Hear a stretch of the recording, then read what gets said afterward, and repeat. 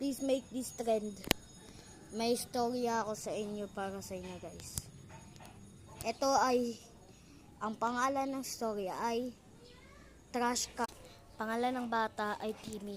Isang araw, andito si Timmy nakaupo sa upuan. Tapos, nagutom siya. Buti na may pera siyang natira. Kaya kumain siya. Bumili siya ng hamburger. Tapos, binigay sa kanya ng cashier na may wrapper. Tapos sabi, ate, huwag yun na po ito lagyan ng wrapper. Baka po di ko na naman po matapon. Tapos sabi ng cashier,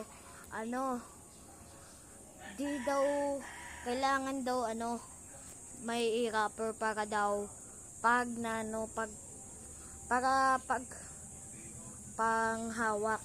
Diba panghawak? Kasi pag ganun, panghawak. Tapos tumanggap naman si Timmy.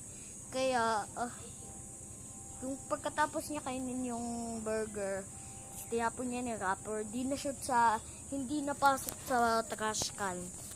Tapos natumba yung trash can biglaan kasi hinangin. Pero si Timmy parang may sumabi sa kanyang, yung sa kabila niya, tapos dito rin.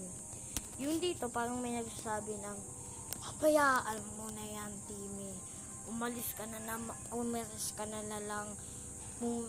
Para kung walang nangyari. Tapos dito naman sa side sabi, Timmy, itayo mo yan. Para bigyan ka na, para hindi ka pagkamalan na ikaw yung yan. Itayo mo, bilis. Ayun yung nagsabi kay Timmy.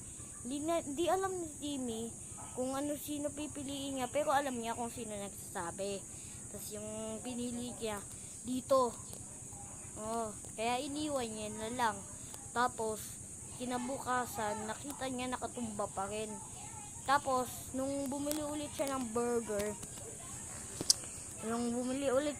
yung cashier di na siya pinayagan. Tapos pinaalis na lang siya.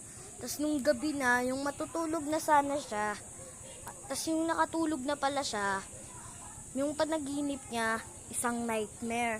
Yung panaginip niya yung trash can na kumakain ng mga tao na punong-puno ng mga wrapper ng burger.